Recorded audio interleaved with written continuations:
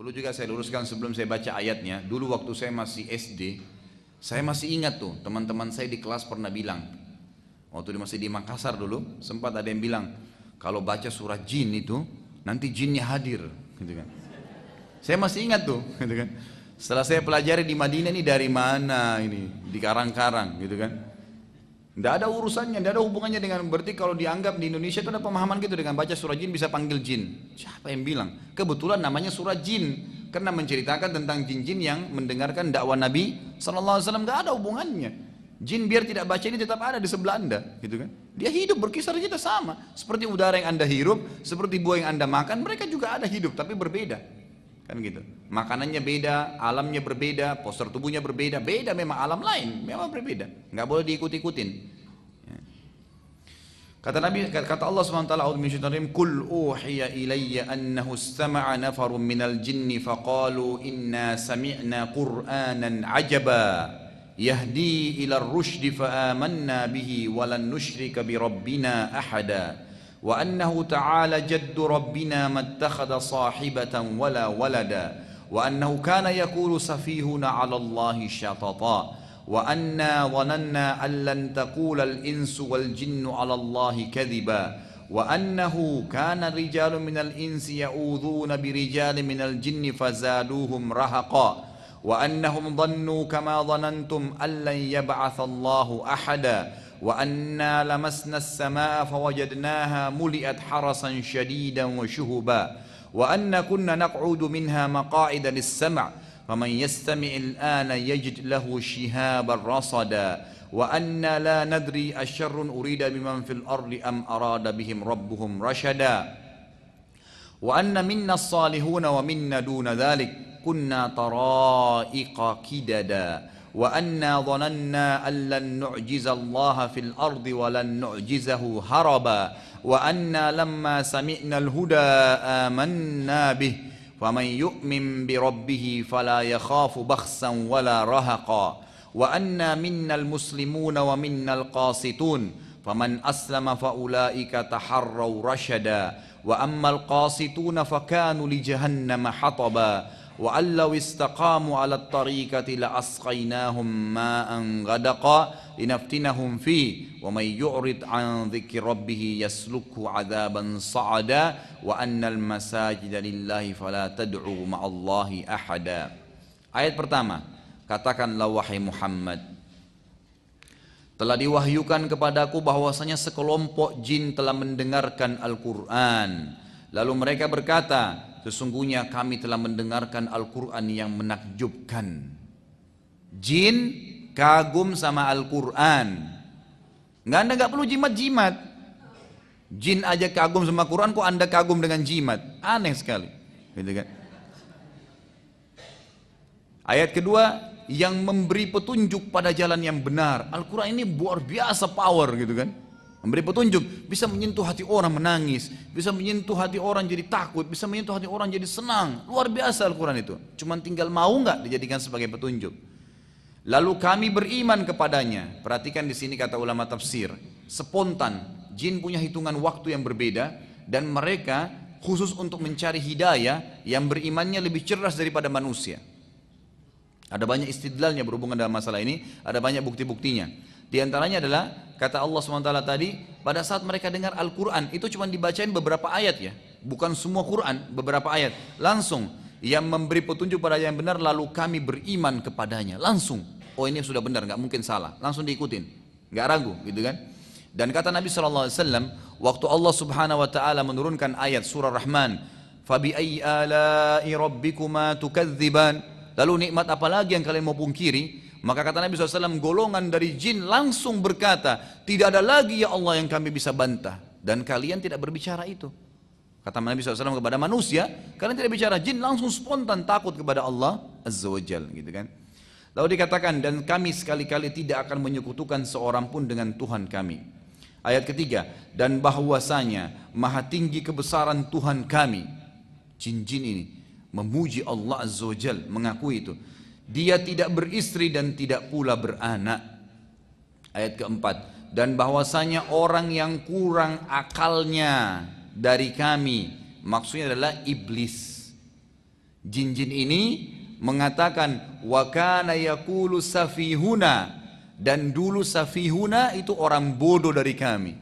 Yaqulu 'alallahi syatata, dia mengatakan tentang Allah perkataan yang melampaui batas, bahwasanya Allah punya istri dan punya anak. Jadi dari ayat ini dibongkar, kata ulama tafsir, keyakinan orang Nasrani sekarang itu murni dari iblis. Bahwasanya ya Allah punya istri dan punya anak. Sebagian sekte Nasrani mengatakan tidak, bukan ayahnya Isa itu ya Allah, tapi tetap dia anak Tuhan. Bagaimana cara memahami ini? Kan tidak mungkin, tidak ketemu, tidak connect gitu. Maka ini kata di sini dibongkar oleh para jin, dulu yang nyebarin berita itu adalah iblis, dan itu orang bodoh dari kami. Jin yang berkata tentang iblis. Anehnya masih ada orang mau ikuti iblis, jin aja tolak dia gitu kan.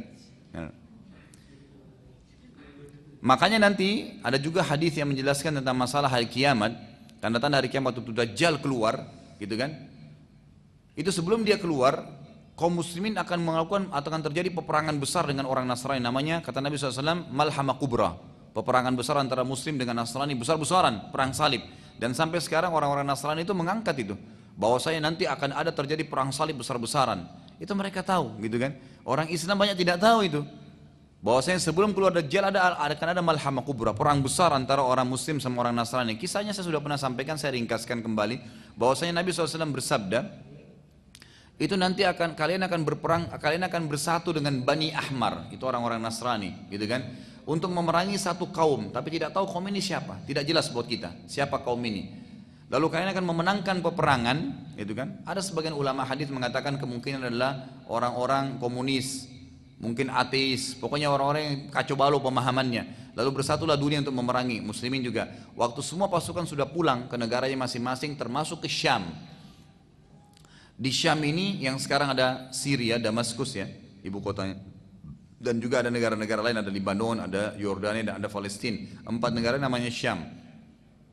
Waktu pasukan muslimin kembali sana ada dengan pasukan Nasrani dari Syam, maka mereka mengibarkan, orang-orang Nasrani mengibarkan bendera salib sambil mengatakan kami yang memenangkan peperangan. Maka satu orang muslim mengatakan kami juga termasuk punya andil. Lalu ributlah, cekcok di antara mereka, mengatakan tidak, lalu kata Nabi SAW, lalu muslim itu pun dibunuh oleh kelompok Nasrani tadi. Dan Allah mengikram, menghormati orang muslim itu dengan memberikan syahadah atau mati syahid. Kemudian hari kedua berkumpullah sekelompok pasukan Islam yang juga bertekad untuk memerangi atau berlawan pasukan Nasrani tadi, lalu Allah ikram mereka, dihormati lagi dengan mati syahid. Hari ketiga juga begitu, sampai hari keempat baru bersatulah seluruh umat Islam dari seluruh dunia, dan kalian akan berkumpul di Syam, lalu terjadilah peperangan besar-besaran tadi. Itu nanti kaum Nasrani akan dipimpin dengan 80 bendera. Sebagian ulama hadis mengatakan bisa 80 negara bersatu, perang besar-besaran seluruh dunia. Dan kalian akan memenangkan peperangan sampai kalian tiba di Rum. Rum ini ya kata ulama hadis bukan mustahil sekarang Vatikan atau tempat-tempat markasnya Nasrani. Sampai ke sana, begitu sampai ke sana, gitu kan? Kata Nabi SAW, ini hadis sudah dibongkar sama kita sebenarnya, gitu kan? Kata Nabi SAW, nanti iblis sudah ketakutan karena sudah sampai ke markas Nasrani. Keyakinan yang dia sebarkan Isa anak Tuhan akan hancur. Itu kan keyakinan dia. Dan dia sangat senang sekarang karena ada miliaran orang yang mengikuti keyakinan dia. Kan orang Nasrani sekarang hampir 2 miliar jumlahnya, gitu kan? Itu semua mengikuti pemahamannya dia yang salah, bisa masuk neraka gara-gara itu. Dia sudah terancam, maka lalu iblis menjelma menjadi manusia dan berkata kepada kaum muslimin, pulanglah ke rumah kalian karena Dajjal sudah keluar. Pada saat itu seluruh umat Islam sudah faham. Dajjal kalau keluar, Nabi SAW mengatakan, kalau Dajjal keluar di satu lokasi, carilah tempat lain. Carilah tempat lain. Larilah, selamatkan. Jangan seseorang di antara kalian berkata, iman saya kuat, saya akan lawan. Gak bisa. Maka bisa saja dia jadi pengikutnya, kata Nabi SAW. Gitu kan? Jadi kita disuruh menghindar. Tapi kalau kalian bertemu dengan Dajjal di satu tempat, maka kokohlah dengan iman kalian. Gitu kan? Banyak tuturan Nabi SAW, orang mukmin akan melihat di kepalanya dahinya tertulis kafara, kufur. Lalu Dajjal adalah Tuhan kalian tidak buta, dan Dajjal buta mata kanannya. Jadi karena Dajjal mengaku sebagai Tuhan, gitu kan? Lalu kalau kalian bertemu dengan Dajjal, di tangan kanannya ada api, di tangan kirinya ada air. Kalau kalian sedang ditangkap oleh dia untuk dihukum, maka pilihlah yang di tangan kanannya api, karena itu adalah angin yang dingin. Pejamkan mata kalian, baca bismillah, kemudian biarkan dimasukkan ke dalam apinya Dajjal. Itu adalah air yang dingin. Dajjal memiliki ya gunung-gunung makanan yang banyak dia bawa, gitu kan? Yang banyak dia bawa, dan setiap wilayah yang dia lewatin kalau tidak beriman dia Tuhan akan jadi miskin. Kebunannya akan gugur, akan rusak, peternakannya akan mati, akan rusak, dan yang beriman pada dia akan subur semua. Fitnah, gitu kan? Fitnah akan terjadi. Tapi jadi inti bahasan kita adalah pada saat iblis menjelma menjadi manusia mengingatkan dari pasukan muslimin bahwasanya Dajjal sudah keluar di rumah-rumah kalian, gitu kan? Karena dia tidak mau pemahaman ini ya terbatalkan sampai situ. Maka pada saat pasukan muslimin pulang ke rumah masing-masing, ternyata Dajjal belum keluar. Dan pada saat itulah kata Nabi SAW, Dajjal malah keluar. Dajjal malah keluar. Baik, ayat kelima, dan sesungguhnya kami mengira, ya, kata jin-jin ini, bahwa manusia dan jin sekali-kali tidak akan mengatakan kepada Allah perkataan yang dusta. Kata ulama tafsir yang dimaksud adalah, jadi jin-jin ini mereka masih polos, mereka nggak tahu. Jadi pada saat iblis mengatakan Allah itu punya anak, punya istri, gitu kan? Seperti perkataan yang tersebar di Nasrani, banyak jin-jin tahu. Oh iya mungkin ya, mungkin karena iblis lebih tahu. Mereka jadi ikut. Maka yang terjadi jin-jin ini mengatakan, dan sungguhnya kami mengira, kami nggak sangka kalau iblis berani bohong dengan Allah, bahwa manusia dan jin sekali-kali tidak akan mengatakan perkataan dusta kepada Allah. Ternyata masih ada yang bohong dusta pada Allah, gitu. Ayat ke-6, dan bahwasanya ada beberapa orang laki-laki di antara manusia yang meminta perlindungan kepada beberapa laki-laki dari jin, maka jin-jin itu menambah bagi mereka dosa dan kesalahan. Sebagian sebab turunnya ayat ke-6 dan ayat ke-7 ini, ternyata Bapak Ibu sekalian, orang-orang Arab dulu, tradisinya mereka, tradisi orang-orang kafir Quraisy itu mereka kalau lagi dalam perjalanan, kemudian nginap di sebuah tempat, kalau dulu kan lembah ya, di padang pasir lembah, itu tidak ada angin, tidak ada apa nih, tiba-tiba saja pimpinan mereka, setiap kali singgah di satu tempat, keluarin makanannya setengah, lalu dia pergi ke tengah-tengah lembah, dia bilang, wahai penjaga lembah, gitu kan, ini setengah bekal kami, ambillah, jangan ganggu kami. Apa yang terjadi? Maka kata Allah SWT, fazaduhum rahaqa, jin-jin yang ada di situ tambah sombong. Nah ini kesempatan nih, makin disesatin, makin dibuat takut-takut. Makanya saya bilang itu hari, jangan pernah takut kecuali kepada Allah Subhanahu Wa Taala. Allah pencipta semuanya, nggak perlu takut. Manusia sebesar apapun, raksasa depan anda, sekuat apapun dia, kalau dia zalim, dia salah, anda sama Allah, walaupun anda kecil, anda akan dimenangkan oleh Allah Azza wa Jalla. Allah punya cara itu. Makanya Allah SWT buktikan pada saat Daud ya, itu sedang berperang melawan Jalut, mati Jalut besar, berapa kali lipat lebih besar daripada badannya Daud alaihissalam, tapi mati di tangannya Daud alaihissalam. Itu kan Allah SWT buktikan itu. Lalu dikatakan di sini, maka jin-jin itu menambahkan bagi mereka dosa dan kesalahan. Ayat ketujuhnya, dan sesungguhnya mereka jin menyangka sebagaimana persangkaan kalian wahai orang-orang kafir Mekah, bahwasanya Allah tidak akan mengutus lagi seorang rasul. Ayat ke-8, dan sesungguhnya kami mencoba mengetahui rahasia langit. Ini yang saya katakan tadi, susun-susun tuh, mau dengar gitu kan.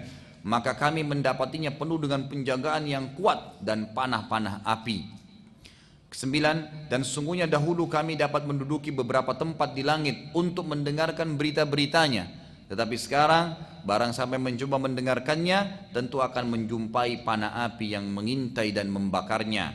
Ayat ke-10, dan sesungguhnya kami tidak mengetahui dengan adanya penjagaan itu, apakah keburukan yang dikehendaki oleh Allah di bumi, atau memang Allah menginginkan bagi mereka kebaikan. Jadi sudah nggak ada lagi informasi, sudah nggak bisa tahu, tinggal sesuai dengan takdirnya Allah. Sampai sebagian ulama mengatakan termasuk malaikat-malaikat ada yang di langit itu nggak tahu lusa terjadi apa. Allah instruksikan per hari, mereka tidak tahu sama sekali. Apalagi ada manusia yang mengaku tahu gaib, itu luar biasa.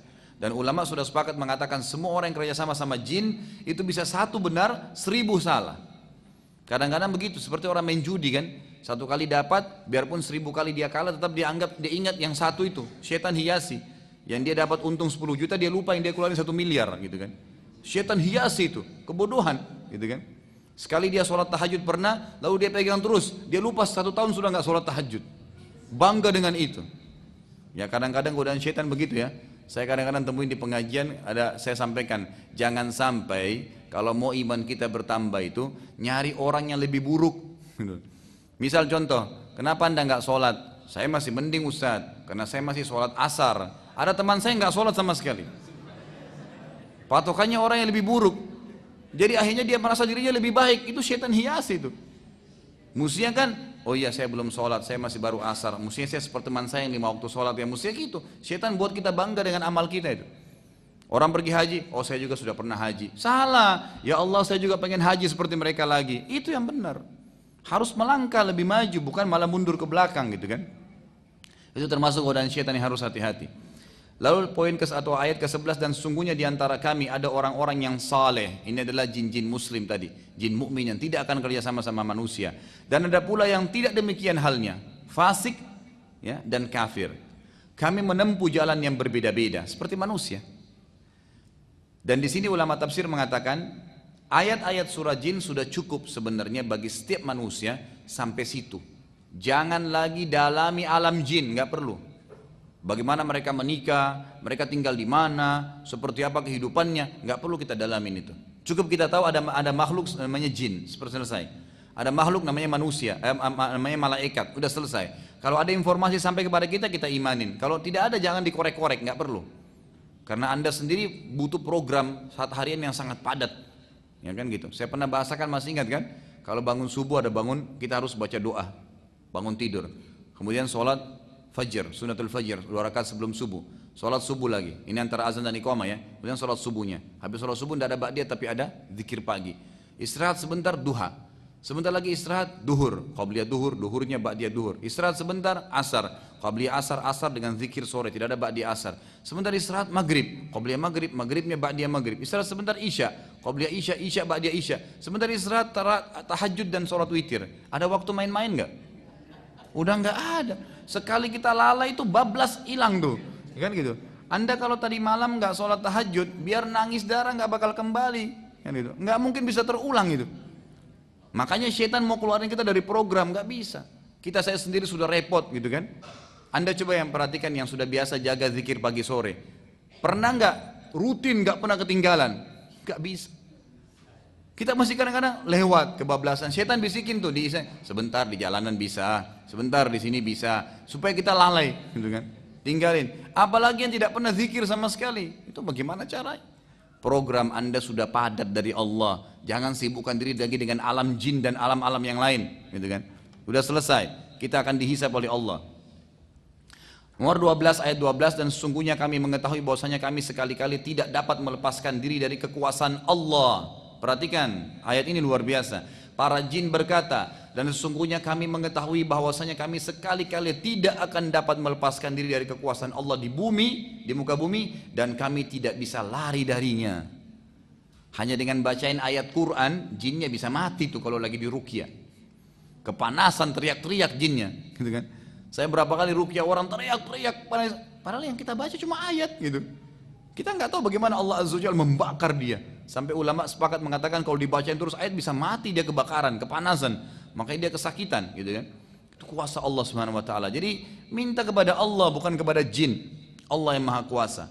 Ayat 13, dan sungguhnya kami tak kala mendengar petunjuk Al-Qur'an, kami beriman kepadanya spontan.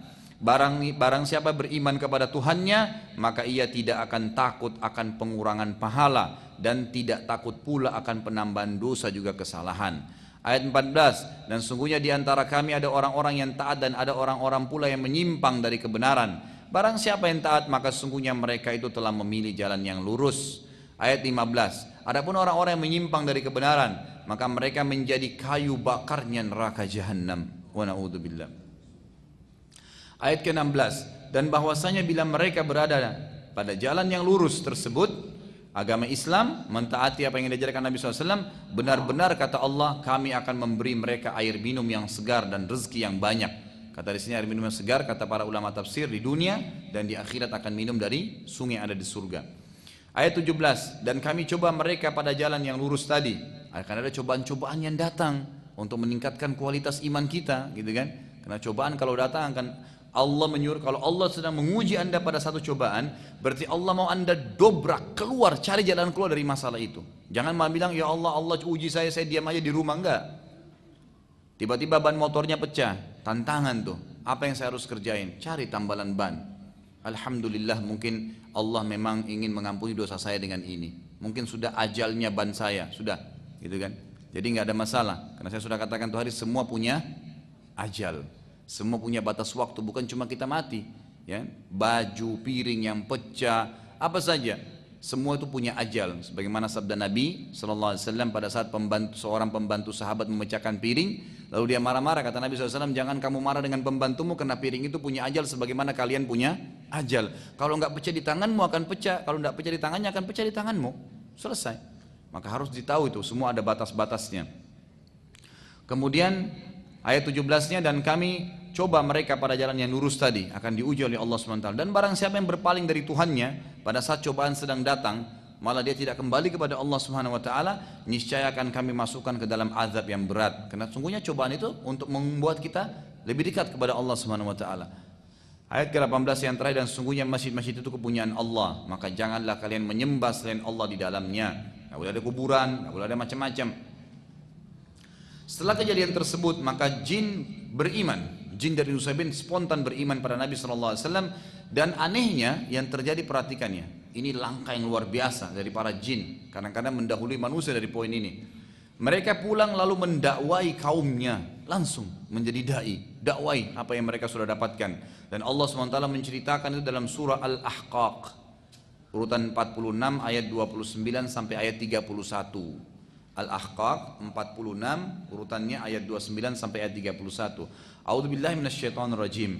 Wa idz sarafna ilaika nafaran minal jinni yastami'una al-Qur'ana falamma hadaruhu qalu ansitu.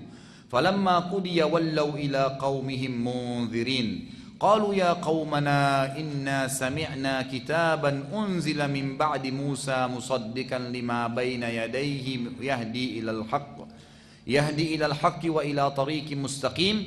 Ya qaumana ajibu da'i Allah wa aminu bihi yaghfir lakum min dhunubikum wa yujirkum min adzabin alim. Ini salah satu ayat yang dibaca kalau sedang ruqyah. Ini salah satu ayat-ayat ruqyah yang dibaca untuk mengusir jin atau sihir, ayat ini. Kata Allah SWT dalam Al-Ahqaq ya, ayat 29, dan ingatlah ketika kami hadapkan serombongan jin kepadamu wahai Muhammad yang mendengarkan Al-Quran. Allah lah yang membuat mereka datang. Dan tak kala mereka menghadiri pembacaan Al-Quran itu, mereka berkata, dengarlah dengan penuh perhatian. Semua disuruh dengar, mereka sepakat itu. Setelah mendengar bacaan Muhammad Muhammad, mereka pun kembali ke kaumnya untuk memberikan peringatan, langsung berdakwah, menyampaikan itu. Ayat ke-30 mereka berkata, hai kaum kami, sesungguhnya kami telah mendengarkan kitab Al-Quran yang diturunkan setelah Musa, yang membenarkan kitab-kitab sebelumnya dan menuntun ke kebenaran dan jalan yang lurus. Ayat 31, hai kaum kami, terimalah seruhan orang yang menyeru kepada Allah dan berimanlah kepadanya. Seruhan siapa? Nabi Muhammad SAW. Kalau sudah dikatakan qala Rasulullah SAW, selesai, kan gitu. Patuh. Itu tuntunan dari Allah SWT. Niscaya apa manfaatnya? Allah akan mengampuni dosa-dosa kalian dan melepaskan kalian dari siksaan yang pedih karena kekufuran. Kejadian di atas tidak berpengaruh pada orang Quraisy, karena orang Quraisy nggak tahu apa-apa nih. Tadinya kan Nabi SAW sudah sedih nih, di Mekah ditolak, di Taif ditolak. Artinya manusia sudah tidak ada.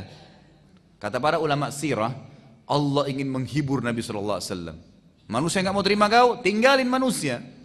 Ini saya utus lagi yang lain, jin datang kepada kamu, gitu kan. Lebih banyak kelompok yang lain, gitu kan.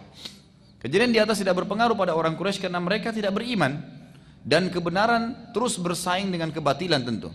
Rasulullah SAW akhirnya memerintahkan sahabatnya bagi yang mau hijrah ke negeri Habasyah, silahkan, atau ke Afrika dengan menyeberangi Laut Merah, karena di sana terdapat raja yang adil dan tidak ada kezaliman pada pemerintahannya. Ia adalah raja yang berjulukan Najasyi. Najasyi ini julukan bagi raja-raja Ethiopia pada saat itu, termasuk kerajaan Nasrani yang besar di sana gitu. Yang nantinya Najasyi ini akan masuk Islam di tangan seorang sahabat yang mulia adalah Ja'far bin Abi Thalib radhiyallahu anhu, seorang tokoh sahabat yang luar biasa, saudara kandungnya Ali radhiyallahu anhu yang mati syahid di perang Mu'tah melawan Romawi nanti.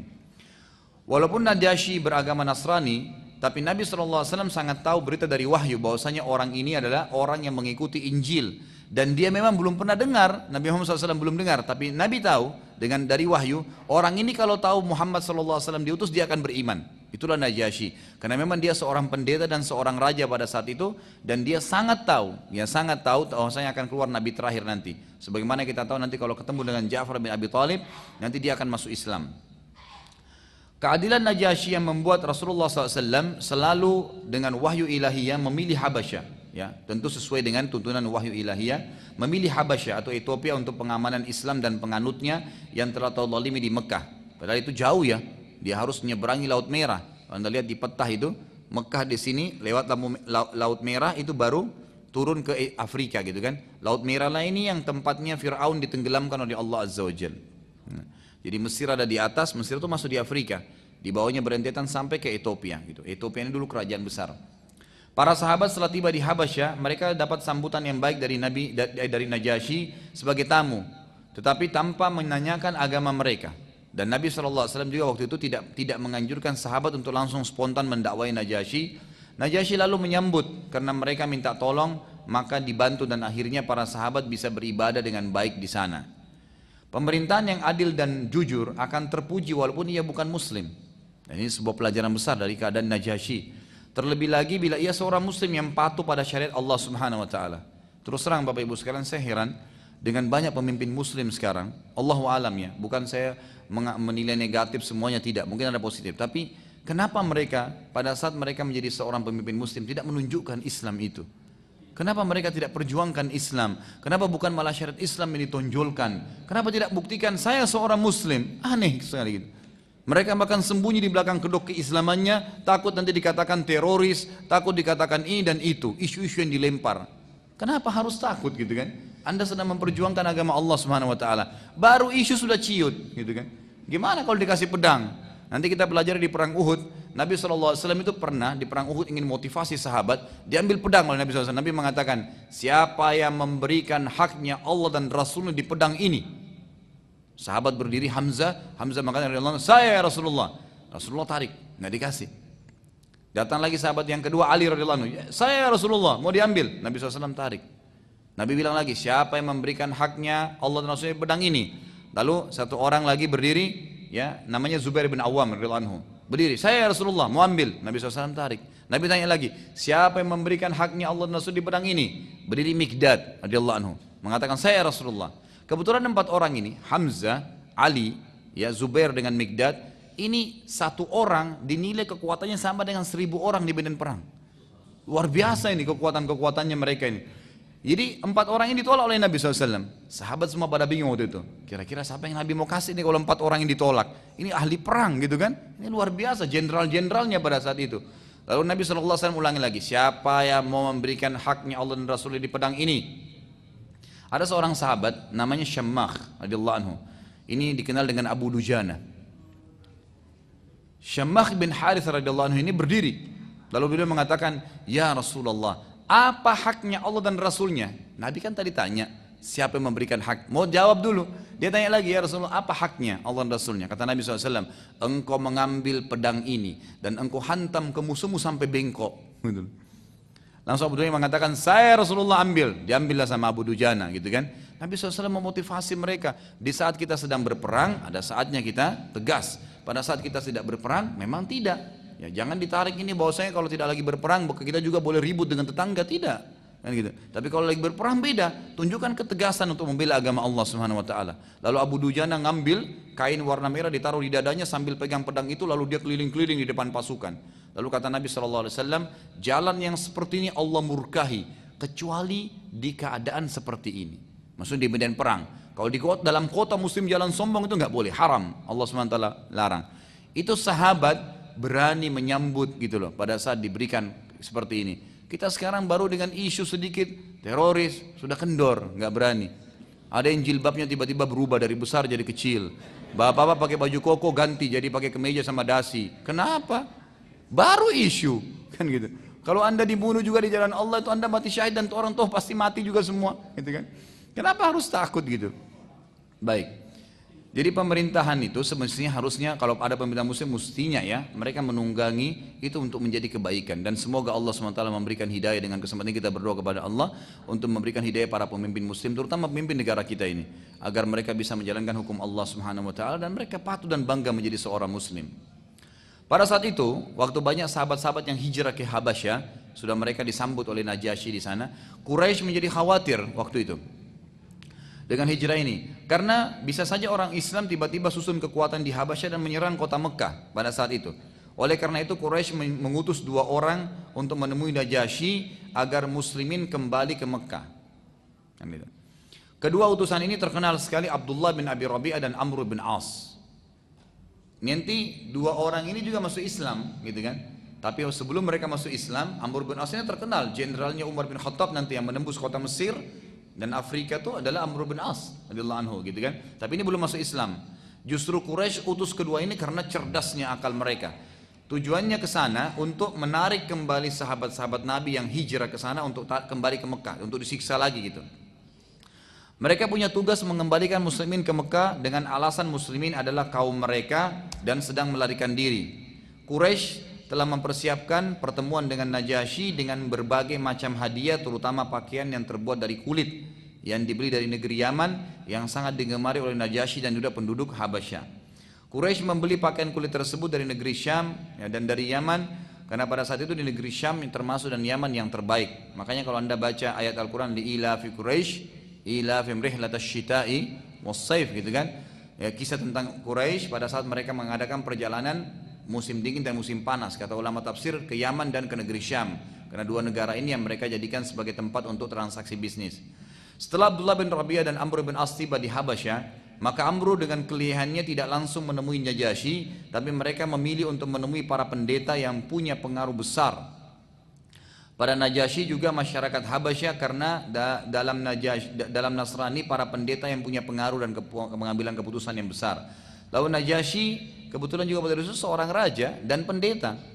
Setelah bertemu dengan para pendeta yang dikenal dengan buku-buku sejarah atau bahasa Afrika waktu itu Batrikah, ya, dan menghadiahkan pada mereka pakaian kulit tadi yang istimewa dari negeri Syam, Amru menjelaskan masuk kedatangan mereka dan niat untuk memulangkan muslimin kepada mereka karena mereka adalah kaum yang melarikan diri. Para pendeta sangat senang dengan hadiah tersebut dan mereka pendeta nyutui, setuju saja karena memang tidak ada maslahat bagi pendeta. Untuk apa mereka di sini, biar suruh pulang aja. Setelah pertemuan tersebut, mereka semua sepakat menemui Najasyi. Kata-kata pendeta-pendeta ini, baik kalau gitu, tapi kami harus lapor pada raja dulu. Saat menceritakan berita kepada Najasyi, anehnya ya, dan dikagetkan, Amr bin As tadi pikir pasti sudah bisa dibawa pulang karena semua pendeta setuju. Najasyi tiba-tiba nolak dengan keras dan berkata, saya tidak akan menyerahkan muslimin sebelum saya dengar dari mereka juga. Jadi selama ini belum pernah dengar nih, belum pernah tahu siapa muslim itu, apa agamanya. Pokoknya cuma minta perlindungan, ada surat Nabi SAW, ini orang-orang saya bisa diberikan naungan nggak? Bisa, karena kami dengar keadilan anda, dinaungi gitu kan. Bagaimana tidak, sementara mereka telah memilih saya dari semua raja-raja yang ada di muka bumi ini karena menganggap saya adil. Karena kalian menuduh bahwa saya muslimin lari dari kalian seakan-akan mereka telah melakukan kejahatan besar. Maka saya pun akan mendengarkan dari mereka tentang itu atau tentang kalian. Benar nggak gitu? Di sini kata para ulama sejarah terlihat dengan sangat jelas keadilan Najasyi yang memang dia tidak langsung spontanitas kasih dan selesai. Karena dikasih hadiah langsung mensuruh tangkap saja gitu kan. Seperti banyak sekarang pemimpin begitu kan. Dikasih hadiah selesai gitu kan. Atau pimpinan-pimpinan instansi yang sangat murah imannya dibeli dengan sebuah kunci mobil, sebuah bidang tanah atau uang ditransfer ke deposit banknya, kemudian tiba-tiba langsung memperjualkan agama Allah Subhanahu wa taala. Ini kendor sekali, ya, memperjualkan akhiratnya untuk dunianya gitu. Najasyi dengan keadilannya tidak gitu.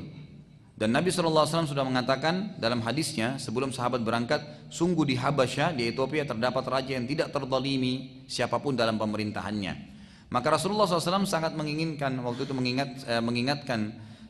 Rasulullah SAW sangat mengingatkan tentang keadilan dalam Islam, sebagaimana sabda beliau, bila datang kepadamu seseorang yang matanya buta sebelah, maka jangan kamu membenarkannya sebelum engkau melihat siapa yang sedang dia tuduh. Mungkin yang dituduh dua-dua matanya sudah buta. Di sini keadilan artinya kalau ada yang ngeluh sama kita, saya dipukul sama ini, saya di ini, jangan langsung iyakan dulu. Baik, mana orang yang kamu tuduh? Ini dipanggil, lihat dulu. Kata Nabi SAW, mungkin ini matanya buta satu, itu sudah dua matanya buta. Jadi nggak boleh kita sembarangan, disuruh adil dalam Islam sampai seperti itu. Berbeda dengan sebagian pemimpin sekarang, saya katakan, yang jauh dari keadilan murni. Hanya dengan sedikit laporan saja ia langsung mengambil keputusan tanpa memastikan mana yang benar dan mana yang salah. Terlebih lagi dengan sogokan yang diharamkan oleh Nabi SAW dengan urusan dunia yang sebentar. Najasyi lalu memanggil kaum muslimin waktu itu yang dipimpin oleh Ja'far bin Abi Talib. Kebetulan dia adalah misanan Nabi Muhammad SAW dan saudara kandung Ali radhiyallahu anhu. Salah satu dari pemuka sahabat tentunya. Amr bin As tadinya, ya, utusan Quraisy, berharap agar muslimin langsung saja dipulangkan, tidak usah pakai ditanya, gitu kan. Tapi Najasyi menolak dan bersikeras ingin mendengarkan penjelasan dari kaum muslimin. Kenapa kok kaum kalian ini mengusir kalian, sekarang datang lagi mau mengambil dengan cara paksa? Ada apa? Gitu. Saat tiba di hadapan Najasyi dan terjadilah pertemuan yang dihadiri oleh kedua utusan Quraisy, Abdullah bin Abi Rabi'ah tadi dengan Amr bin As, dengan Ja'far bin Abi Talib dari utusan sahabat. Kedua orang ini tadi orang Quraisy, Amr bin As dengan Abdullah bin Rabi'ah melaporkan bahwasanya keburukan tentang kata Najasyi. Kedua orang ini, ya, Abdullah bin Rabi'ah dengan Amr bin As menceritakan tentang keburukan kalian nih, kaum muslimin. Sekarang saya mau dengar dari kamu Ja'far, siapa kalian ini dan apa keyakinan kalian gitu. Dan kenapa masyarakat kalian mengusir kalian dari Mekah, lalu sekarang mau ngambil kalian dengan paksa lagi kembali ke sana? Kata Ja'far, lalu Ja'far pun bicara dengan penuh kejujuran sebagai seorang muslim. Dan ini perlu sekali, jujur itu akan membuka pintu kebaikan. Kata Nabi SAW, lazimilah, peganglah kejujuran itu, walaupun di depan mata kalian lihat kehancuran. Dan jauhilah bohong, walaupun depan mata kalian lihat keberhasilan. Islam itu memang seperti itu. Harus yakin kepada Allah SWT. Allah akan nanti berikan jalan keluar.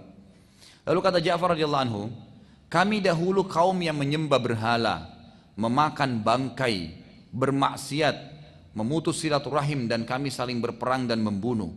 Lalu kami diberi kemuliaan oleh Allah Subhanahu wa taala dengan mengutus seorang nabi pada kami dari golongan kami, dan seseorang yang sangat mulia garis keturunannya dan terhormat di kaumnya. Nabi kami mendakwakan pada kami agar menjaga hubungan silaturahim, meninggalkan maksiat dan kekejian. Lalu Ja'far menjelaskan Islam, ya, secara jelas-jelasnya, panjang lebar. Islam itu begini, Islam itu begini, tapi belum menyinggung masalah Nasrani, ya. Khusus bicara tentang masalah hukum Islam saja, menyembah Allah satu, bagaimana akhlaknya Nabi Muhammad SAW, bagaimana perintah-perintah dalam Islam, gitu kan. Najasyi lalu heran atau dengar keterangan itu, lalu bertanya kepada Ja'far, apakah engkau mempunyai ayat-ayat yang dibawa oleh orang tersebut yang mengaku Nabi itu? Kata Ja'far, iya. Lalu Ja'far membaca, Ja'far pintar, ya. Ja'far radhiyallahu anhu karena tahu Najasyi ini orang Nasrani, dia pilih ayat-ayat yang berhubungan dengan Nasrani. Yang dia baca adalah surah Maryam. Yang dibaca adalah surah Maryam. Dan ini kalau orang Nasrani baca surah Maryam ini dengan betul-betul hati yang ingin cari kebenaran, langsung dapat hidayah insya-Allah. Karena ini menjelaskan bagaimana prosesi Isa alaihissalam lahir tanpa ayah, gitu kan? Membantah semua pemahaman mereka, gitu kan? Bagaimana kisah disebutkan Zakaria ada, Yahya ada, kisah disebutkan. Maka kita akan bacakan surah Maryam urutan 19 ayat 1 sampai ayat 15. A'udzubillahi minasyaitonirrajim. Kaf ha ya ain sad. Dzikru rahmati rabbika 'abdahu Zakaria idh nada rabbahu nidaan khafiyya. Qala rabbi inni wahana al-'azmu minni washta'ala ar-ra'su shayban wa lam akum bidu'aika rabbi shaqiyya. Wa inni khiftu al-mawaliya min wara'i wa kanat imra'ati 'akiran fahab li min ladunka waliyya yarithuni wa yarithu min ali Yaqub waj'alhu rabbi radiya. Ya Zakaria inna nubashshiruka bigulamin ismuhu Yahya lam naj'al lahu min qablu samia. Qala rabbi anna yakunu li gulamun wa kanat imraati aqiran wa qad balagtu minal kibari 'itiyya. Qala kadzalika qala rabbuka huwa 'alayya hayyinun wa qad khalaqtuka min qablu wa lam taku syai'a. Qala rabbi ij'al li ayah. Qala ayatuka alla tukallima an-nasa thalatha layalin sawiyya. فخرج على قومه من المحراب فأوحى إليهم أن سبحوا بكرة وعشيا. يا يحيى خذ الكتاب بقوة وآتيناه الحكم صبيا وحنانا من لدنا وزكاة وكان تقيا وبرا بوالده ولم يكن جبارا عصيا وسلام عليه يوم ولد ويوم يموت ويوم يبعث حيا. Ini 15 ayat. Ini baru saya yang baca, ya. Bagaimana kalau Ja'far radhiyallahu anhu yang baca gitu? Baik, yang pertamanya kaf ha ya ain sad. Ini huruf-huruf pertama dalam Al-Quran yang hanya Allah yang tahu maknanya atau nama surah itu. Cuma dua pendapat. Dan tidak boleh kata ulama ya kita menafsirkan yang lain-lain. Seperti banyak teman-teman kita yang dari tarekat itu banyak menerjemahkan macam-macam, gitu kan? Ini tidak dibenarkan. Kaf itu maksudnya ini, ya maksudnya ini. Ini tidak sesuai dengan tafsir yang sebenarnya. Karena para nabi dan Nabi SAW dan para sahabat tidak pernah menjabarkan itu. Beriman sesuai dengan dia turunnya. Yang kedua, yang dibacakan ini adalah benar-benar penjelasan tentang rahmat Allah, Tuhan kalian kepada hambanya Zakaria. Perhatikan di sini di surah Maryam cerita tentang Zakaria dan orang Nasrani tahu betul siapa itu Zakaria. Zakaria adalah pamannya Maryam. Maryam adalah ibunya Isa. Jadi ini satu keluarga nih yang lagi diceritain nih, ya, satu keluarga. Lalu dikatakan ayat ketiga, yaitu takala Zakaria berdoa kepada Tuhannya dengan suara yang lembut. Kenapa suara lembut? Saya pernah jelasin, ingat gak? Dulu saya pernah jelasin untuk masalah doa. Jadi Nabi Zakaria ini menikah dengan istrinya, itu umurnya dia 30 tahun, istrinya 20 tahun. Ternyata istrinya Zakaria ini alaihissalam mandul. Nabi Zakaria tidak tahu awalnya, berdoa minta anak. 10 tahun berdoa, belum dikasih. 20 tahun berdoa, belum dikasih. 30 tahun berdoa, belum dikasih. Apakah Nabi Zakaria berhenti berdoa seperti Anda? 40 tahun berdoa belum dikasih, 50 tahun belum dikasih, 60 tahun belum dikasih, 70 tahun berdoa baru Allah kasih. Jadi nanti umurnya Nabi Zakaria 100 tahun, minta apa? Ya Allah kasih saya anak dari istri saya ini yang mandul. Bukan minta istri baru bapak-bapak. Oh langsung semangat ibu-ibu ya. Walaupun halal gitu kan. Baik, saya tidak bahas poligami, nanti ribut lagi. Baik, intinya adalah Nabi Zakaria bilang, ya Allah karuniakan saya anak dari istri saya ini. Istrinya mandul, waktu dia 100 tahun, istrinya berapa tahun umurnya? Tadi kan waktu dia nikah istrinya 20, dia 10, 90 tahun.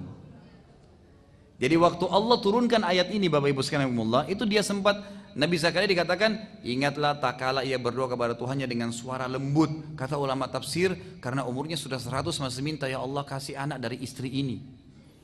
Kata mereka, kalau kaumnya dengar, kaumnya bilang Zakaria gila ini.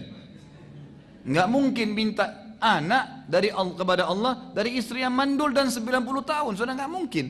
Kan gitu. Kita bayangkan kalau 90 tahun jalan aja sudah susah gitu kan. Baik. Lalu apa kata Nabi Zakaria alaihissalam? Ini pelajaran besar bagi orang yang mau berdoa kepada Allah. Ya. Ia berkata, ya Tuhanku, sesungguhnya Tuhan tulang-tulangku sudah lemah, 100 tahun umurnya, dan kepalaku telah ditumbuhi uban semuanya.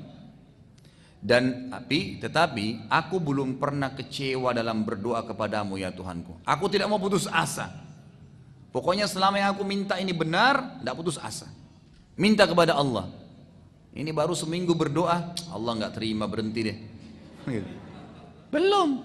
Padahal pernah saya tekankan begini Bapak Ibu sekalian, ini saya berani sumpah demi Allah, kalau Anda minta bukan haram, ikhlas karena Allah, kan gitu, dan tidak tergesa-gesa, kata Nabi SAW ya, ini 3 syaratnya. Anda sudah mengatakan baru bilang, ya Allah, misal contoh, sembuhin penyakit saya. Begitu Anda bilang ya Allah, itu begitu Anda berdoa, Allah sudah tentukan finalnya doa itu. Cuma tinggal 3 hari kah, 4 hari kah, seminggu kah, tapi ada finalnya, pasti, nggak mungkin tidak. Karena Allah mengatakan, ud'uni astajib lakum. Kata-kata ulama mengatakan astajib lakum, Allah sudah tentukan kapan Anda akan dikasih. Cuman tinggal komitmen nggak jalan. Nabi Zakaria 70 tahun minta anak dari istri yang mandul, berat bagi manusia tuh. Ternyata harus 70 tahun dilalui baru Allah kasih, gitu kan? Jadi kalau Anda la qadarullah kena penyakit kanker, punya ini, begitu berdoa, memang Allah sudah catat tuh. Oh ini mungkin kadar doanya 15 tahun. Sama aja, Anda bilang, oh kok lama 15 tahun? Kalau Anda berobat juga minum obat dokter, dokter bilang minum obat seumur hidup, mana lebih parah? Kan gitu. Ya memang Allah sudah tentuin sebenarnya, penentuan sudah ada. Nah kalau Anda sabar, tetap komitmen berdoa, tetap khusyuk, tetap minta, nanti akan ada finalnya, gitu kan? Paling jauh Anda mati. Kan kalau mati tidak ada lagi penyakitnya kan? sudah aman, sudah di akhirat gitu kan. Dan kalau kita lalui masa cobaan ini ada pahalanya, nggak ada yang sia-sia loh. Anda kalau ajukan proposal ke gubernur atau wali kota, itu lagi antri nunggu, nggak dapat apa-apa, dapat duit nggak? Enggak. Tapi kalau Anda lagi ngantri terima doa, itu dapat pahala tuh. Sementara ngantri itu dapat pahala, ngantri aja. Apalagi kalau sudah sampai, Anda sabar berdoa kan ada titik finalnya, kan gitu. Biasanya kita nggak sabar, mungkin tinggal sehari lagi berdoa Allah terima, tapi kita berhenti, dapat pahala tapi nggak dapat target. Perhatikan ya, jadi ini penting. Setiap Anda sudah ngangkat proposal doa kepada Allah, selama bukan minta yang haram, tidak ada makanan dan minuman dan pakaian yang haram di tubuh kita, kan gitu. Kemudian tidak tergesa-gesa dalam mengucapin jawabannya, maka insya Allah akan diterima oleh Allah Subhanahu Wa Taala. Sebagaimana sabda Nabi Sallallahu Alaihi Wasallam, ada orang yang rambutnya berantakan, bajunya kotor, hidupnya susah sekali, tidak pakai sendal, lalu angkat tangan ke langit mengatakan, ya Allah, bagaimana Allah bisa kasih makanannya haram, minumannya haram, pakaiannya haram? Tidak bisa ditolak oleh Allah Subhanahu Wa Taala. Kemudian yang masalah tergesa-gesa, kata Nabi SAW, yustajabu li ahadikum ma lam ya'jal. Allah pasti terima doa salah seorang dari kalian selama dia tidak tergesa-gesa. Para sahabat penasaran, ya Rasulullah, wa kaifa ya'jal? Bagaimana ciri-ciri orang yang tergesa-gesa? Kata Nabi SAW, yaqulu da'autu wa lam yustajabu li fatarakat doa. Dia mengatakan, saya sudah berdoa lalu tidak ada jawabannya, lalu dia tinggalkan doa. Tidak sabar. Proses dalam Islam itu ada pahalanya. Maka saya sering bahasakan begini, nikmatilah proses hidup Anda. Lagi sholat tahajud nikmatin, lagi berdoa nikmatin, lagi makan nikmatin, jangan menghayal yang lain. Kalau lagi makan nasi sama ikan, hayalannya ayam, tidak enak ikannya. Iya kan? Kalau lagi sholat di sejadah yang biasa, jangan bayangkan sejadah yang besar, yang bagus, biasa saja, nikmatin yang ada. Nikmatin prosesnya maka akan aman insya Allah, gitu kan? Perhatikan apa kata Allah Subhanahu Wa Taala di sini. Dia berdoa dengan begitu dan dia katakan, saya tidak pernah putus asa ya Allah. Terus berdoa, ada targetnya. Poin ayat kelima, dan sesungguhnya aku khawatir tidak ada penerus peninggalku nanti, sedangkan istriku adalah seorang yang mandul. Maka anugerahkan aku dari sisi engkau seorang putra. Di sini kata ulama tafsir, dia minta anak dari istri yang ini karena dia sebutin istri yang mandulnya, kan gitu. Lalu ayat yang keenam, yang akan apa gunanya anak itu? Untuk apa minta lagi sudah tua? Yang akan mewarisi aku, maksudnya ilmu-ilmu yang telah engkau berikan ya Allah wahyu ini, dan mewarisi sebagian keluarga Yakub, apa yang telah diajarkan oleh Nabi Yakub alaihissalam, dan jadikanlah ia wahai Tuhanku seorang yang diridhoi. Anak itu nanti soleh ya Allah. Anda perlu tahu dulu, sebelum kita lanjutkan ayat, sebelum atau ada ayat lain ya, yang menceritakan di surah Al-Imran bagaimana waktu Zakaria alaihissalam masuk ke kamarnya Maryam, ponakannya. Waktu masuk ke ruangannya Maryam, di kamarnya Maryam itu ada buah-buahan, ada makanan, ada macam-macam. Lalu Zakaria tanya, anna laki hadza? Dari mana kau dapat ini wahai Maryam? Kata Maryam, huwa min indillah, inna Allah yarzuqu ma yasha' bighairi hisab. Ini dari Allah nih, Allah kasih saya. Karena saya ibadah, Allah turunin dari langit. Dikasih sama Allah SWT Maryam AS karena ibadahnya luar biasa kepada Allah gitu kan. Maka waktu lihat kesolehannya Maryam sampai Allah turunin makanan dari langit, Zakaria berkata, Allah mengatakan, hunalika da'a Zakaria rabbah. Pada saat itu Zakaria mulai berdoa dengan Tuhannya, qala rabbi habli min ladunka dzurriyyatan thayyibah, ya innaka sami'ud du'a. Wahai Tuhanku, berikanlah saya keturunan ya sebagaimana saudara saya punya keturunan Maryam ini, saya juga ingin punya keturunan yang baik-baik gitu kan. Yang baik-baik ya Allah, dan jadikanlah dia orang yang soleh tentunya. Ini permintaannya Nabi Zakaria. Jadi ada alasan juga, selain dia minta ada penerus, dia juga melihat kesolehannya si Maryam tadi. Baik, selanjutnya ayat ke-7. Setelah 70 tahun berdoa, baru datang dengan sabar menunggu. Hai Zakaria, datang Jibril AS mengatakan, sesungguhnya kami memberitakan kabar gembira kepadamu akan mendapatkan seorang anak. Ini penting sebelum saya lanjutin ya. Kalau Anda minta satu sama Allah, Allah nggak kasih satu, tapi Allah akan kasih 1 plus 1 plus 1 sampai 10. Nggak pernah tuh kita minta, ya Allah sembuhin, selesai Allah cuma sembuhin, tidak. Allah akan kasih banyak sekali, nanti akan kita dengar. Nabi Zakaria alaihissalam hanya minta anak, laki-laki ke perempuan sama saja, yang penting soleh, gitu kan? Lalu di sini dikatakan, sungguh kami sampaikan berita gembira kepadamu hai Zakaria, akan datangnya seorang anak laki-laki dipilihkan oleh Allah dan bernama Yahya. Allah kasih nama dari langit, kan gitu. Yang sebelumnya kami belum pernah menciptakan orang yang serupa dengan dia. Belum ada orang secara fisik seperti dia, dan belum pernah ada orang bernama Yahya, baru dia, nama dari langit, gitu kan. Yang kedelapan, Zakaria berkata, perhatikan Nabi Zakaria sebagai manusia kan, 70 tahun berdoa tapi tidak jenuh. Dia mengatakan, ya Tuhanku, bagaimana akan ada anak bagiku, padahal istriku seorang yang mandul dan aku sendiri sudah sangat tua umurku, 100 tahun.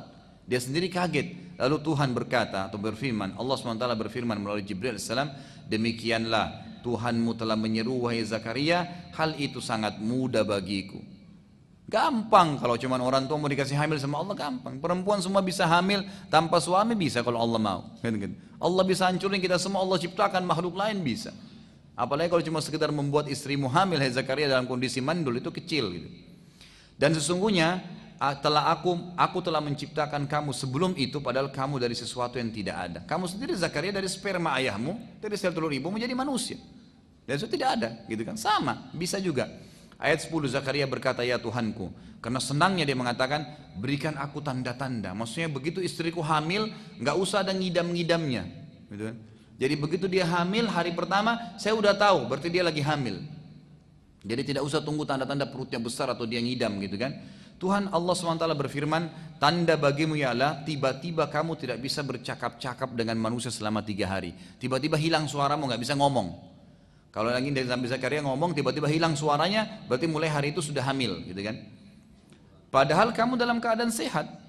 Ayat ke-11, maka ia pun keluar dari mihrabnya, menuju kepada kaumnya, lalu memberi isyarat kepada mereka, hendaklah kamu bertasbih kepada Allah di malam dan siang hari. Kata ulama tafsir, karena beliau suaranya hilang pada saat itu, maka beliau menyampaikan kepada kaumnya, ya, akan hilang suara saya, gitu kan? Dan kalau hilang, maka sibukkan diri dengan ibadah kepada Allah, gitu. Kemudian ayat 12, hai Yahya, sudah selesai lahir, gitu kan?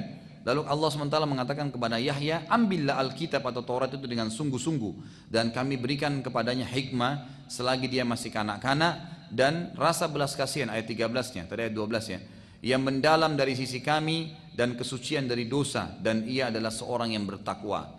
Ayat 14, dan seorang yang berbakti kepada kedua orang tuanya, dan bukanlah ia seorang yang sombong lagi durhaka. Ayat ke-15, kesejahteraan atas dirinya pada hari ia dilahirkan dan pada hari ia meninggal dan pada hari ia dibangkitkan nantinya.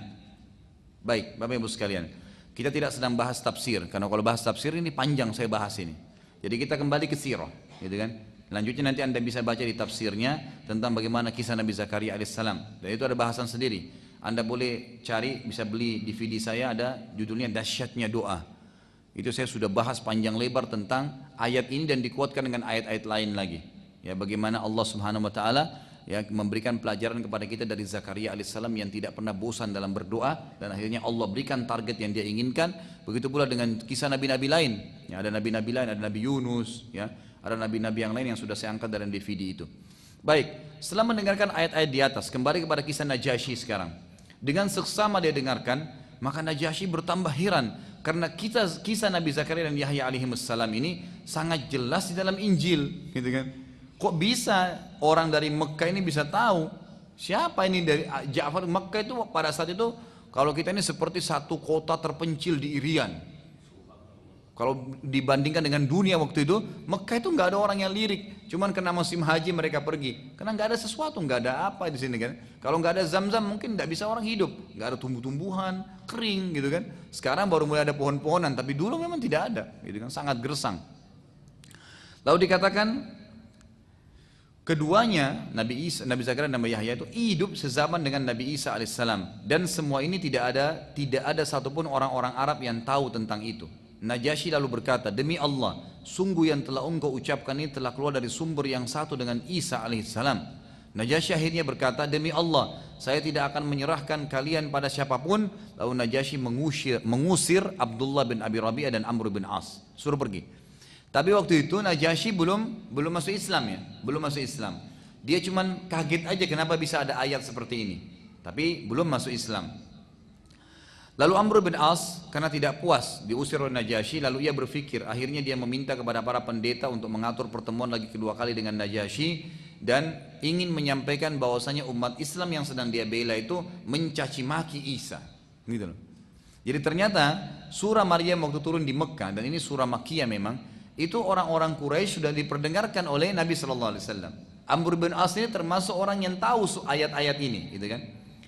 Maka mendengar bahwasanya waktu orang-orang pendeta tadi mendengar Amr bin As bilang muslimin mencaci maki Nabi Isa, mereka semua penasaran, marah. Lalu mereka mengatur lagi pertemuan dengan Najasyi.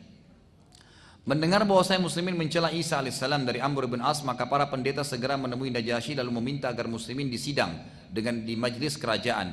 Lalu Najasyi mengundang kembali muslimin dan bertanya lagi pada mereka, apa yang kalian katakan tentang Isa? Karena Amr bin As bilang, coba suruh tanya apa yang mereka bilang tentang Isa. Isa itu siapa di mata orang Islam? Sekali lagi perhatikan ya, kejujuran dalam menyampaikan sesuatu, membela kebenaran walaupun di depan kita itu orang yang punya keyakinan yang berbeda dengan kita, gitu kan? Tapi kita sampaikan kebenaran, jangan ragu. Ja'far bin Abi Thalib radhiyallahu anhu adalah sahabat yang sedang numpang di Ethiopia di istananya raja. Dan waktu itu orang-orang Nasrani lagi mengatakan Isa anak Tuhan, termasuk Najasyi. Tapi perhatikan apa di sini. Waktu ditanya, apa pendapat Anda tentang Isa? Sekali lagi kejujuran dan adalah sebuah keselamatan. Walaupun akidah berbeda dengan Nasrani, tapi harus dijelaskan tanpa disembunyi-sembunyi. Maka Ja'far radhiyallahu anhu kemudian membacakan lanjutan ayat tadi. Tadi kan sampai ayat 15 nih. Ja'far tadi pilih ayat ini sengaja nih, surah ini supaya lebih jelas tentang Nasrani. Sekarang dilanjutin ayat 16 sampai ayat 36. Bunyi a'udzubillahi minasyaitonir rajim, wadhkur fil kitabi Maryam idin tabadat min ahliha makanan syarqiyya fattakhadhat min dunihim hijaban fa arsalna ilaiha ruhana fatamassala laha basharan sawiyya qalat inni a'udzu birrahmani minka in kunta taqiyya qala innama ana rasulu rabbiki li ahaba laki gulaman zakiyya qalat anna yakunu li gulamun wa lam yamsasni basharun wa lam aku bagiyya qala kadzalika qala rabbuka huwa alayya hayyin wa linaj'alahu ayatan lin-nasi wa rahmatan minna wa kana amran maqdiya فحملته فانتبذت به مكانا قصيا فأجاءها المخاض إلى جذع النخلة قالت يا ليتني مت قبل هذا وكنت نسيا منسيا فناداها من تحتها ألا تحزني قد جعل ربك تحتك سريا وهزي إليك بجذع النخلة تساقط عليك رطبا جنيا فكلي واشربي وقري عينا فإما ترين من البشر أحدا فقولي إني نذرت للرحمن صوما فلن أكلم اليوم إنسيا فأتت به قومها تحمله قالوا يا مريم لقد جئت شيئا فريا يا أخت هارون ما كان أبوك امرأ سوء وما كان أمك بغيا فأشارت إليه قالوا كيف نكلم من كان في المهد صبيا قال إني عبد الله آتاني الكتاب وجعلني نبيا وجعلني مباركا أينما كنت وأوصاني بالصلاة والزكاة ما دمت حيا وبرا بوالدتي ولم يجعلني جبارا شقيا والسلام علي يوم ولدت ويوم أموت ويوم أبعث حيا ذلك عيسى ابن مريم قول الحق الذي فيه يمترون ما كان لله أن يتخذ من ولد سبحانه إذا قضى أمرا فإنما يقول له كن فيكون وإن الله ربي وربكم فاعبدوه هذا صراط مستقيم. Di sini kita baca terjemahnya insyaallah, tapi sebelumnya Ja'far bin Abi Thalib sangat cerdas. Beliau tidak bilang begini, Isa itu menurut kami begini-begini, tidak. Dia bacain ayat. Ini ya Najasyi, saya lanjutin ayat yang saya jelasin kemarin. Jadi ini Allah yang berfirman. Najasyi jadi dengar, gitu kan? Bukan perkataan dia. Ayat 16-nya.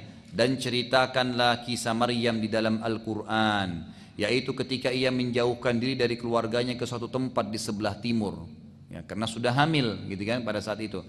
Maka ia mengadakan tabir yang melindunginya dari mereka, lalu kami mengutus kepadanya ruh kami kepadanya. Maka ia menjelma di hadapannya dalam bentuk manusia yang sempurna. Maaf, ini ayat 16 belum hamil ya, nanti setelahnya. Ayat ke-18-nya, Maryam berkata, pada saat tiba-tiba di mihrabnya, di tempat sholatnya dia, tiba-tiba ada manusia datang, sosok manusia, Jibril menjelma menjadi manusia. Lalu Maryam berkata, ini bukti kesuciannya ya, begitu ada di ruangannya langsung dia katakan, sesungguhnya aku berlindung darimu kepada Tuhan yang maha pemurah, jika kamu benar-benar orang yang bertakwa, kalau kau takut sama Allah, kau tidak akan ganggu saya. Jibril berkata, ayat 19, sesungguhnya aku adalah utusan Tuhanmu untuk memberimu seorang anak laki-laki yang suci. Ayat 20, Maryam berkata, bagaimana akan ada bagiku seorang anak laki-laki sedang tidak pernah ada seorang manusia pun menyentuhku dan aku bukan seorang pezina. Perhatikan di sini. Jadi Allah berfirman nih menceritakan kisah Maryam, gitu kan? Dari bertemu dengan Jibril sampai nanti hamil, sampai melahirkan. Jadi di sini ini orang Nasrani tidak tahu poin ini nih. Ini keyakinan yang benar. Lalu ayat 21, Jibril berkata, demikianlah Tuhanmu telah berfirman, wahai Maryam, hal itu adalah mudah bagiku, dan agar dapat kami menjadikannya, si Isa nanti yang lahir itu, suatu tanda bagi manusia dan sebagai rahmat dari kami, dan hal itu adalah suatu perkara yang sudah diputuskan. Ayat 22, maka Maryam mengandungnya, lalu ia menyisihkan diri dengan kandungannya itu ke tempat yang jauh.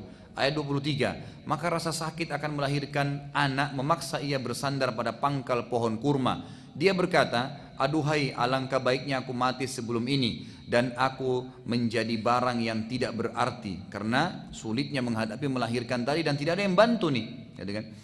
Lalu aku dilupakan, lebih baik aku tidak jadi manusia dan aku dilupakan. Lalu ayat 24, maka Jibril menyuruh kepadanya dari tempat yang rendah. Kata ulama tafsir, di dekatnya dia, Jibril turun lagi lalu berkata, janganlah kamu sedih wahai Maryam, sesungguhnya Tuhanmu telah menjadikan anak sungai di bawahmu. Kata ulama tafsir maksudnya adalah ada air, jadi mata air keluar dekatnya Maryam alaihissalam yang suci, yang bersih, yang belum bisa minum. Jadi nggak perlu berdiri, gitu kan? Ayat 25, dan goyangkanlah pangkal pohon kurma itu ke arahmu, niscaya pohon itu akan menggugurkan buah kurma yang masak kepadamu. Sentuh aja batang pohonnya, jatuh semua kurmanya. Dan ini ulama sebagian mengatakan dari medis muslim ya, bahwasanya kurma sangat baik terutama bagi ibu yang hamil dan mempercepat untuk melahirkan, gitu kan? Ini karena di sini Maryam alaihissalam disuruh memakan kurma oleh Allah Subhanahu wa taala pada saat dia mau melahirkan sendirian, tidak dibantu oleh orang, gitu kan? Lalu dikatakan ayat 26, maka makanlah, minumlah dan senangkanlah hati kamu. Jika kamu melihat seorang manusia maka katakan, sesungguhnya aku telah bernazar berpuasa untuk Tuhan yang Maha Pemurah. Maksudnya aku tidak mau jawab sekarang. Nanti setelah melahirkan, maka aku tidak akan berbicara pada manusia pun pada hari ini. Ayat 27, maka Maryam membawa anak itu setelah melahirkan, digendong dibawa ke kaumnya. Dengan menggendongnya, kaumnya lalu berkata, hai Maryam, sesungguhnya kamu telah melakukan sesuatu yang amat mungkar. Bagaimana bisa kau punya anak belum menikah? Gitu kan? Ayat 28, hai saudara perempuan Harun. Maksudnya Nabi Harun nih. Tentu antara Maryam dengan Harun jauh ya. Karena Maryam ini adalah ibunya Isa. Antara Isa dengan Musa jauh sekali jaraknya. Ya, itu bisa ratusan tahun gitu kan. Tapi di sini maksudnya adalah wahai saudaranya Harun, kata ulama tafsir, maksudnya hai orang yang mirip dengan Harun dari kesolehannya. Itu maksudnya. Dikatakan ayahmu sekali-kali bukan seorang yang jahat dan ibumu bukan juga seorang pezina. Bagaimana bisa kau lakukan ini gitu? Lalu dalam ayat 29 Maryam menunjuk kepada anak tersebut, maka mereka berkata, bagaimana bisa kami mengajak bicara anak bayi yang sedang dalam buaian atau ayunan? Ayat 30 berkata Isa, sungguhnya aku adalah hamba Allah, dia memberiku Alkitab, Injil, dan dia menjadikan aku seorang nabi. Sementara dia masih bayi ya. Ayat 31, dan dia menjadikan aku seorang yang diberkahi di mana saja aku berada, dan dia memerintahkan kepada aku untuk mendirikan sholat, menunaikan zakat selama aku hidup. Ayat 32, dan berbakti kepada ibuku, dan dia tidak menjadikan aku sebagai orang yang sombong lagi celaka. Ini perhatikan ya, Najasyi ini dengar terus nih ayat nih. Jadi bisa diperhatikan kalau kita di posisi Najasyi, dia Nasrani, lalu ayat ini menceritakan tentang hal yang berbeda, gitu kan? Dengan keyakinan dia selama ini gitu. Dan kesejahteraan semoga dilimpahkan kepadaku pada hari aku dilahirkan dan pada hari aku meninggal dan pada hari aku dibangkitkan nanti kembali. Ayat 34, Al-Quran mengatakan, itulah Isa putra Maryam, bukan anaknya Allah, bukan anaknya siapapun. Karena orang-orang Nasrani sebagian yang mengatakan Isa bukan anak Tuhan, tapi dia orang pilihan, dia mengatakan Maryam menikah dengan seorang laki-laki bernama Yusuf, gitu kan? Tapi ini tidak benar, tidak ada riwayat sama sekali berhubungan dengan masalah itu. Lalu dikatakan itulah Isa ibnu Maryam yang mengatakan perkataan yang benar yang mereka berbantah-bantahan tentang kebenarannya. Maksudnya orang-orang sekarang sampai sekarang mengatakan Nasrani bilang anak Tuhan atau bukan ya, Maryam punya suami atau tidak ya, gitu kan. Jadi mereka masih bimbang. Ayat 35, tidak layak bagi Allah mempunyai anak. Maha suci dia, apabila dia ingin sesuatu Allah, maka dia cuma mengatakan jadilah, maka jadilah itu. Tidak butuh proses seperti Isa. Ayat 36, sesungguhnya Allah adalah Tuhanku dan Tuhan kalian, maka sembahlah dia oleh kalian semuanya.